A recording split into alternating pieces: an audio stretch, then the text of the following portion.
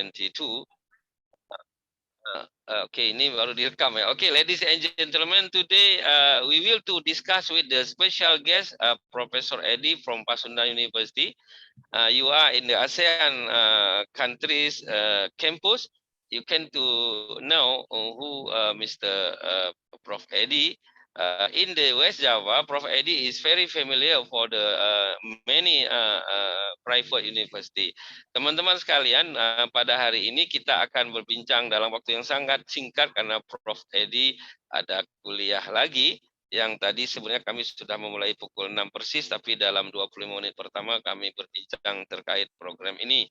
Pada pagi ini, Prof, kita ingin tahu dulu untuk 10 menit pertama, Prof. Edi ini sebenarnya lahir di mana, di daerah mana, kampung mana, siapa tahu recorded ini nanti rekaman bisa didengar oleh teman-teman dulu yang masih sekolah bersama Prof sejak SD, SMP, SMA, sampai Prof kuliah, kemudian berkhidmat di kampus mana, kemudian yang 10-15 menit keduanya, Prof menjelaskan bagaimana sebenarnya peta perguruan tinggi swasta di Indonesia, khususnya di Jawa Barat, sehingga rekaman ini akan bisa dicermati atau didengarkan, diketahui dan dijadikan sebagai masukan oleh teman-teman IPTS.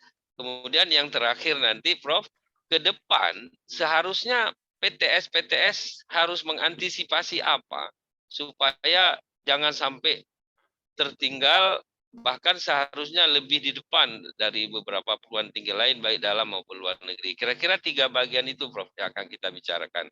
Untuk yang pertama, who's who, ya, siapa pokok dan tokoh kita ini. Silakan, Prof. Edi. Ya, makasih Prof. Sahrul, Pak Indah yang saya hormati. Assalamualaikum warahmatullahi wabarakatuh.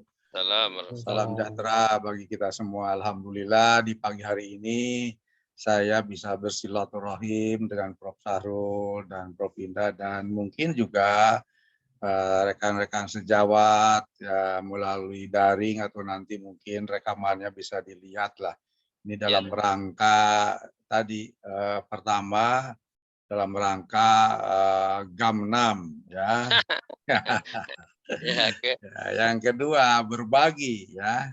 Baik, saya Edi Yusuf.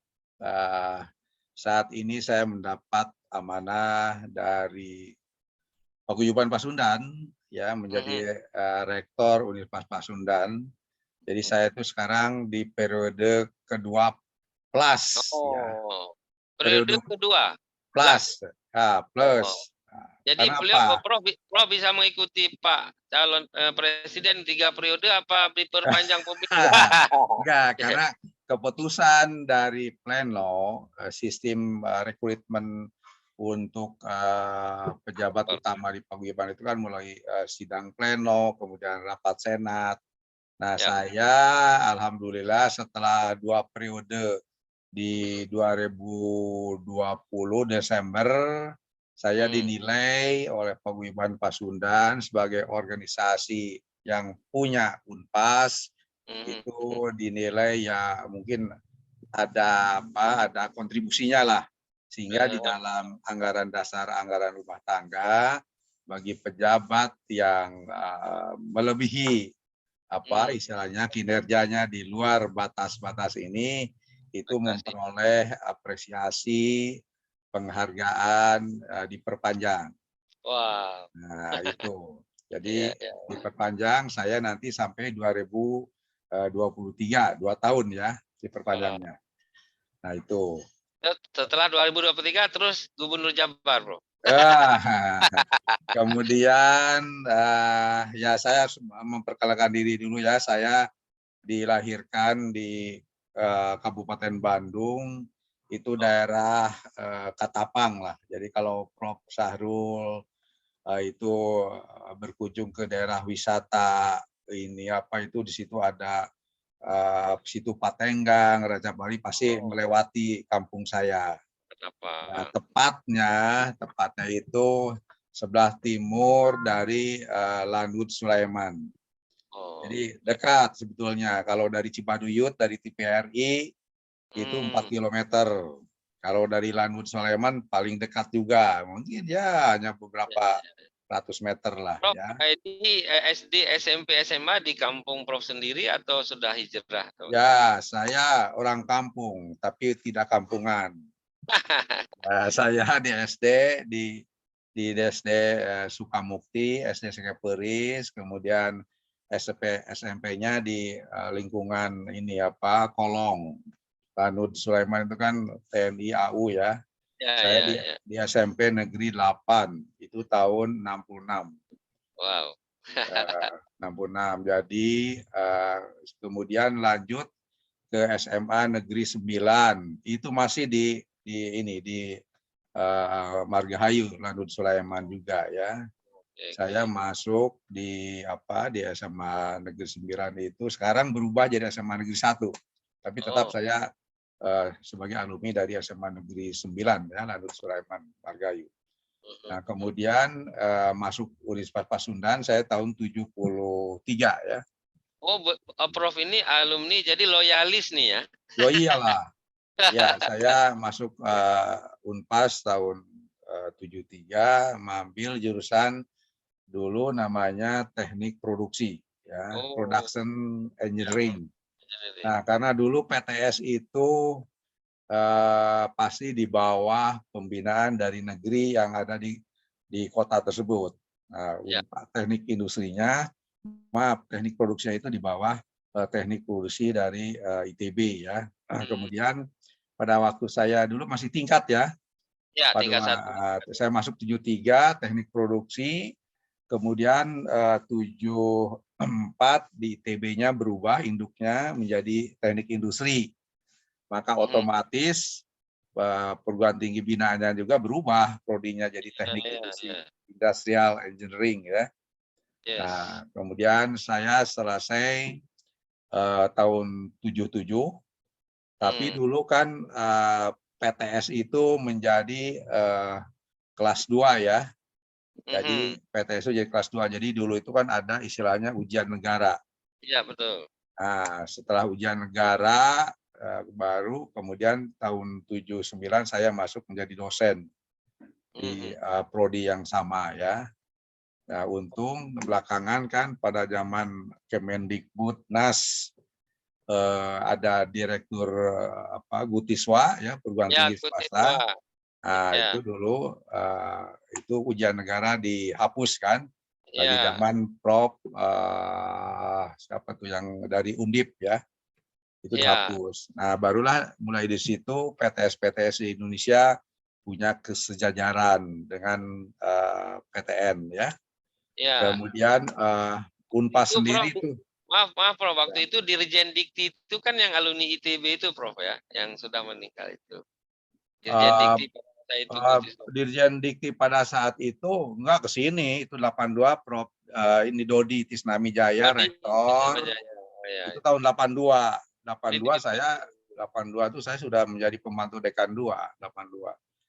Jadi Prof S2, S3-nya Prof pergi kemana ya? Saya S2-nya di Universitas Pajajaran karena pada waktu tahun 80-an di Unpas belum ada S2, S3. Kalau saya kalau di Unpas tahun 80-an ada S2, S3, saya masuk di Unpas juga. Loyalis. Ya. Waktu itu rektor Unpad sedang siapa ya, Prof? Tahun itu Pak Yuyun, bukan kan? Unpad. Ya, Pak Yuyun, Prof Yuyun, betul.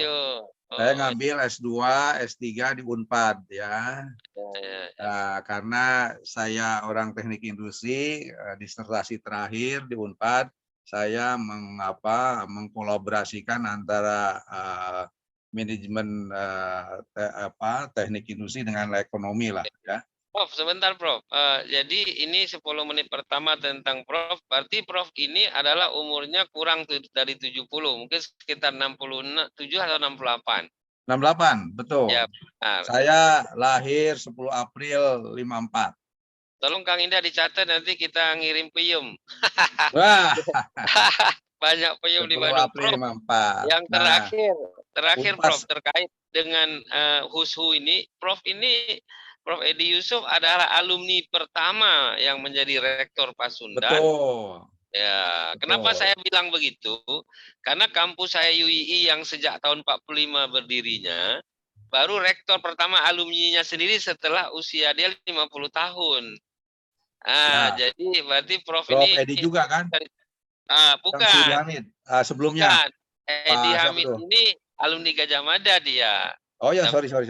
Pak yang yang dari ini ya, yang dari di MK itu ya, siapa tuh Prof? Mahfud, bukan. Bukan Mahfud, satu lagi. oh, Temannya Prof. Mahfud. oh ya, bukan dia. Dulu namanya apa dari teknik sipil dia pertama kali, saya lupa namanya sudah. Oke, jadi Prof ini perlu diberikan ini apa ini MURI apa Museum Rekod Indonesia sebagai alumni Pasundan University pertama yang jadi rektor. Nah, itu perlu Ya, bisa bisa dimurikan itu, Prof, karena ya, pertama alhamdulillah. gitu. Alhamdulillah. Oke, Prof, sebagai pribadi karena Prof akan mengajar nanti sampai di situ, sekarang kita masuk kepada bab kedua, bagaimana sebenarnya jagat PTS Indonesia saat ini di mata seorang Prof atau Edi Yusuf yang notabene adalah ketua APTISI wilayah Jabar. Nanti Prof boleh spesifik Jabarnya setelah Indonesia dulu dan Jabar khususnya. Nanti 15 menit terakhir baru Prof menyampaikan ke depan sebaiknya bagaimana. Sekarang existingnya seperti apa? Silakan Ya, Prof. bagaimanapun juga saya punya harapan besar karena dari jumlah mungkin sekarang di 3.800-an lah PTS Indonesia itu kan negeri Ya, cuma di bawah 200, negeri iya pada betul. 200. Bagaimanapun juga yang mendongkrak angka partisipasi kasar Ya, atau GER ya, Gross Enrollment Rate Indonesia di bidang pendidikan tinggi tentu ada di tangan perguruan tinggi swasta. benar. Nah, alhamdulillah perguruan tinggi swasta Indonesia sekarang bisa mensejajarkan diri. Banyak kan PTS yang mungkin kalau dibandingkan dengan negeri yang ada di luar Jawa lah masih bangga PTS yang ada di Jawa ya, bagaimanapun Prof, dia. sedikit saya kasih ilustrasi terakhir untuk 2022. 10 perguruan tinggi top Asia Tenggara itu nomor 1-2 Singapura, yaitu Hmm. NTU dan NUS, Nanyang University dan National University of Singapore. Kemudian setelahnya berurut-urut itu 6 punya Malaysia. Kemudian masuk Thailand. Indonesia cuma satu saja masuk sebagai top kampus di Asia Tenggara, yaitu UGM di nomor Ya, 10. Tapi tadi Prof bilang memang betul PTS kita kayak Universitas Muhammadiyah Malang, Universitas apa namanya Bina Nusantara segala macam sudah berkembang sekali. Nah, itu mungkin gambaran secara spesifik Indonesia ya. Tapi sekarang karena Prof Edi adalah Ketua APTISI Jabar, mungkin karena waktu Prof terbatas, saya ingin ke Jabarnya supaya nanti kawan-kawan Jabar mendengar recorded ini mendapatkan sebuah apa yang terkini dari Prof Edi, seperti apa sebenarnya peta PTS Jabar saat ini, Prof. Silakan, Prof. ya di Jawa Barat dan Banten sebelum dipisah, Banten itu kurang lebih ada 476. Di Jawa Ya. Barat saja PTS sekarang ada kurang lebih 368 lah. Nah, pada waktu di Jabar Banten Bersatu dengan 478 itu yang akreditasi institusinya A kan cuma 5 ya. Cuma 5. Kemudian sekarang tambah 1 ada unggul ya jadi 6. Nah, di Jawa Barat Banten itu. Nah, ini kan menunjukkan juga sebuah kinerja dari Yes. perguruan tinggi swasta ya. Nah, kalau nggak salah yang 6 izin saya nyebutkan, misalnya ada Teliu, kemudian ada Unpas, ada Unisba, ada Parahyangan, ada Presiden University, Ya. kemudian terakhir ada unggul itu di Widyatama ya. Oh iya, tahu. Nah, jadi ada baru 6 sekarang ini. Ya, tentu ini juga menjadi tugas dari Di, di bersama dalam dari di dalam 6 ini Unisba belum masuk ya, Prof? masuk. Masuk tadi ya. Saya Oke. ulangi ya, TLU, Unpas, Unisba, Parahyangan, Unpar ya, kemudian Presiden University yang Pak Joni itu, kemudian terakhir yang unggul itu Widya Tama. Widyatama. Ya. Karena apa? Kenapa kami masih A yang 5 ini? Karena memang belum habis. Belum habis masa reakreditasinya. Sedangkan Widya Tama kemarin itu begitu dari B dia mengambil yang program yang 9 komponen itu. Jadi keluarnya unggul ya. Nah, sedangkan prodi-prodi di tempat kami ya sekarang sudah mulai bertahap ke unggul ya. Ya, benar. Karena Pak Sundan kan lebih dulu prestasinya daripada Widya Tama kalau nggak salah saya. Oh iya, alhamdulillah. Nah, dari kita berdiri tahun 1960, Pak.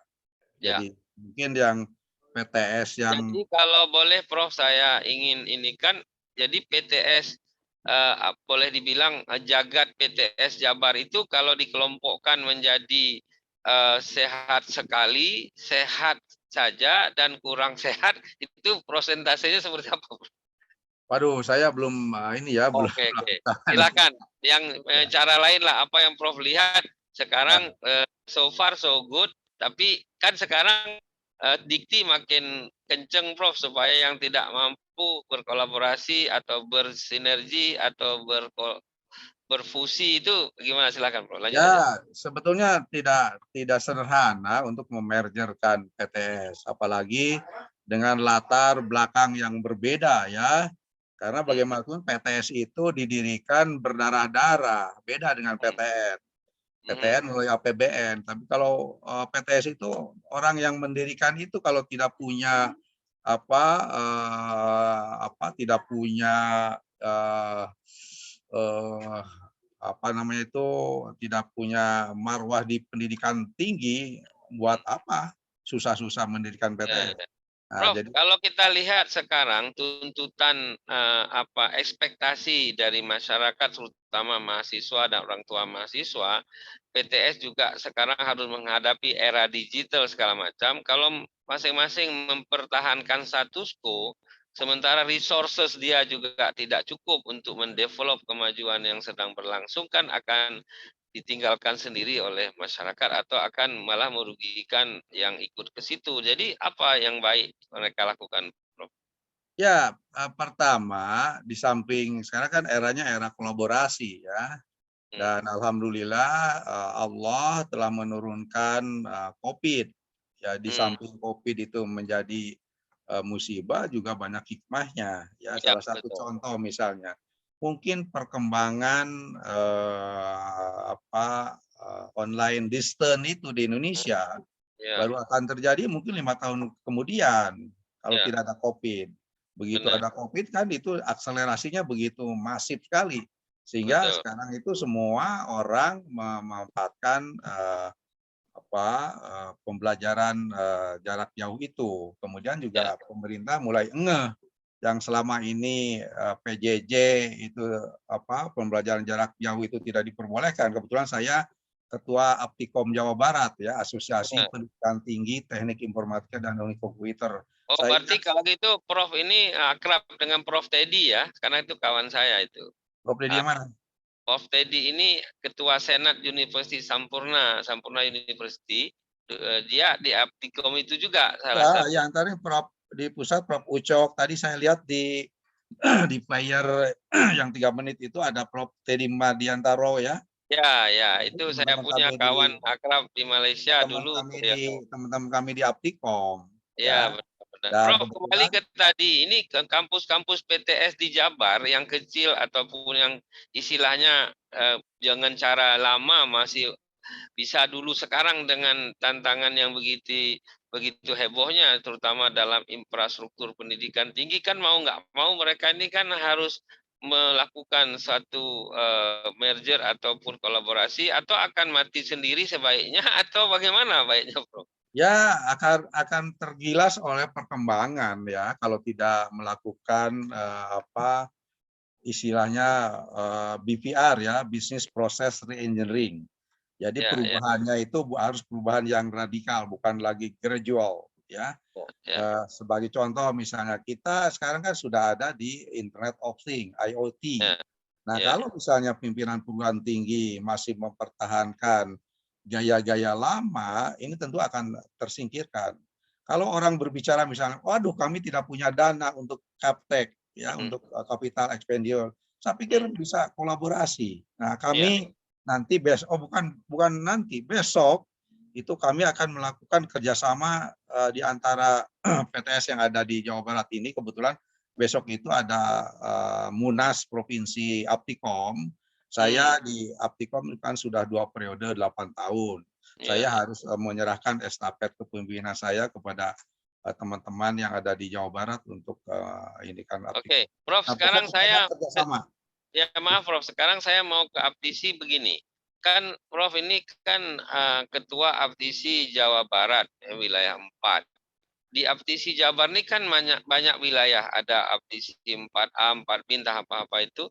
Mungkin dalam 15 menit terakhir ini Prof bisa menyampaikan apa yang sebaiknya mereka harus mengantisipasi ke depan dalam rangka membantu PTS-PTS yang ada di wilayah Korwil mereka masing-masing. Ya, Kemudian apa yang Prof ingin berikan apa semacam remotivation supaya seperti kawan-kawan yang di wilayah ini lebih melihat sesuatu hal yang tidak biasa seperti dulu lagi. Silakan Prof sebagai ketua ya, APSI. yang pertama kami itu wilayah kan cukup banyak 378 PTS itu, maka dari sejak Pak Ejet Mutakin sebagai ketua BMPTSI yang berubah menjadi ketua APSI Jawa Barat dulu Indonesia itu dibagi menjadi 8 komisariat. Nah, jadi Jawa Barat itu dibagi 8 komisariat. Nah, setiap komisariat itu termasuk Bekasi dan sebagainya itu kan dia harus memanage ya PTS-PTS yang ada di wilayahnya. Ya, Prof, karena Prof menyebut Bekasi, kemarin salam dari Pak Makmur karena beliau sudah melalui proses verifikasi dan katanya sudah di-clear dan clearance mudah-mudahan begitu. Ya, itu sudah selesai insya Allah nanti beberapa saat ke depan. Karena saya diletakkan sebagai macam staf ahli atau strategic partnership, jadi saya tidak ikut campur, dengar aja, Bro. Ya, insya Allah kemarin kan juga kami membentuk tim ini ya, tim. Ya, saya tahu sudah dipanggil dan sudah diadakan tim penyelesaian masalah lah, tim negosiasi ya. Jadi saya tunjuk Prof. Ali Abdurrahman karena saya begitu penuh kegiatan saya itu mungkin rektor BT ya atau BT. Prof, dari case di Bekasi itu saya melihat Prof ternyata sangat concern pada good governance proses ya. Jadi tidak asalan gitu aja, Prof. Jadi appreciate lah untuk Prof Edi Yusuf. Jadi Terima kasih, good Pak. governance. Good Jadi governance, kalau nanti Bekasi mungkin beberapa saat ke depan, mungkin di bulan Ramadan diresmikan lah, dilantik ya. Nah, kembali ke tadi Prof. Jadi ini yang tadi Prof bilang 8 Korwil ini apa yang Prof inginkan mereka ke depan ini supaya lebih kinerjanya lebih baik lagi, bagaimana Prof memberikan program kolaborasi itu. Jadi buka telinga, buka mata, jangan berdiam diri. Karena apa? Karena kalau kita misalnya ada kelemahan di satu sisi, nanti teman-teman yang akan membantu kalau tidak bisa diselesaikan di tingkat komisariat, ya kita di tingkat Aptisi Jabar, dan tingkat Aptisi Jabar pun juga kami berkolaborasi dengan LL Dikti ya sebagai mitra, sebagai partnership di Jawa Barat. Jadi istilahnya sekarang mah asal mau lah, ya asal mau pasti ada solusi gitu. Ada solusi betul. Jadi beberapa kerjasama dengan Prof, teman. Saya di BCI dijorok-jorokin, maksudnya jorokin itu didorong-dorong supaya saya berkenan menjadi ketua Asosiasi Dosen Indonesia Jabar. Ya. Saya bilang saya ini bukan orang yang suka menghanting-hanting jabatan. Kebenaran saya sekarang ketua Asosiasi Dosen Indonesia Asia Tenggara, saya bilang yang ASEAN Lecturer Committee. Tapi kalau memang itu dianggap baik, kita mau sinergi dengan Aptisi. Karena kalau ADI ini kan base-nya Undang-Undang Nomor 14 2005, Undang-Undang tentang Guru dan Dosen. Jadi kalau ADI ini, Asosiasi Dosen, sekarang kan ketua umumnya Mas Dino Patijalal, Prof. Ya. Sebelumnya ketuanya Prof. Armai Arif yang dari UIN Ciputat itu. Nah, kalau ADI ini kan sebagai personal workers-nya, professional workers-nya, dosen. Kan dalam Undang-Undang 14 2005 disebut dosen adalah pekerja profesional, guru juga. Jadi kalau ADI ini ranah personal dosen, kalau APTISI kan ranah institusi, Bro. Jadi sifatnya kelembagaan. Kalau ADI kan sifatnya pribadi ataupun personal dosennya sendiri. Saya punya ide, Prof, kalau bisa nanti kita berkolaborasi. Saya mempunyai ide membuat West Java Higher Education Award. Jadi semacam kayak apa piala citranya dosen Jabar itu setiap tahun kita beri anugerah itu, Prof. Mungkin yang menyerahkan apa gubernur atau siapa yang saya sebut West Java Higher Education Award. Jadi piala pendidikan tinggi Jabar, itu dosen yang terbaik siapa, perguruan tinggi yang baik versi APTISI dan ADI. Kira-kira bagaimana, Prof? Saya support. Saya support 100%. Ya. Bagaimana juga ADI ataupun organisasi lain, karena orang sekarang itu kan masih ada yang paranoid kalau lihat organisasi baru terjadi resisten. Padahal sekarang itu di masa-masa reformasi, masa-masa era disrupsi ini banyak organisasi lebih baik, ya kan, sama-sama punya tujuan untuk meningkatkan SDM bangsa ini. Benar, Saya support, Prof. Pak. Nanti Pak Prof Edi tentu salah satu juri yang saya harapkan. Tapi sebenarnya saya punya dua gagasan. Satu yang sifat Jabar, tingkat Jabar sebelum tingkat Indonesia. Tapi satu lagi kita akan buat tingkat Asia Tenggara melalui platform ASEANLecture.com saya ini. Jadi karena kita ini kan bosnya di Asia Tenggara, jadi jangan sampai kita nanti menjadi followernya negara sebelah, jadi nggak tepat itu. Jadi karena itu nanti Jabar Higher Education Award ini adalah sebagai satu step awal sebelum kita melangkah ke Indonesian Higher Education Award, Jabar sebagai tuan rumahnya. Jadi ini saya terkontaminasi oleh Jabar, siapa itu Kang Indah, CIG apa itu?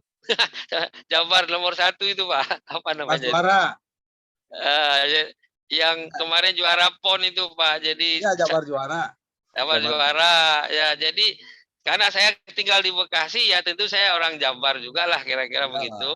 Nah, jadi Prof, karena Prof kata mau ngajar jam 7, ini ada 5 menit terakhir. What you want to share the closing remark? The important thing, silakan, Bro. Mari kita berkolaborasi meningkatkan kinerja semua, bagaimanapun juga perguruan tinggi swasta khususnya yang ada di Jawa Barat ini tergantung kepada pimpinan, kepada leadernya mau dibawa kemana. Nah ini kita harus pertama kan sekarang itu yang kuat itu yang cepat bisa beradaptasi dengan lingkungan. Nah lingkungan kita sekarang memaksa masuk ke dalam era transformasi digital. Nah oleh karena itu teman-teman di seluruh Jawa Barat, ayo kita bekerja sama, bergabung. Jangan sampai pesimis. Saya ini punya kelemahan ini. Jangan, ya kita ada solusinya. Ya, saya kebetulan memegang juga di samping APTISI, APTIKOM, juga Artipena, ya Aliansi Relawan Pendidikan Tinggi Anti Penyalahgunaan Narkoba Jawa Barat. Itu semua kita bekerja sama. Itu semua sekarang BNN juga tidak bekerja sendiri gitu. Jadi mari kita bergabung, ya, mari bergabung. Jadi untuk memajukan PTS, karena bagaimanapun juga PTS itu punya masa depan, ya, karena kalau kita mengandalkan PTN kan di bawah 200 di Indonesia. Bagaimana mewadahi anak-anak bangsa kita yang tidak mampu masuk ke negeri. Prof, sedikit 2 menit 3 menit lagi, karena ini rekaman akan saya share juga ke beberapa negara tetangga sebelah, baik ke rektornya, kepada profesor macam-macam yang ada di Board of Trustee tadi. Mungkin Prof boleh menyampaikan sedikit bagaimana supaya kolaborasi private university atau PTS di Indonesia khususnya Jabar bisa lebih bersinergi lagi dengan ASEAN ini Prof, mungkin Prof sering pergi ke kampus-kampus lain di negara sebelah, bisa juga di-remind untuk mereka dengarkan, saya kirimkan recorded nanti. Silakan Prof. Yeah, I think I will hope to the private university in ASEAN environment. I think to enhance to collaboration to the private university To the futures.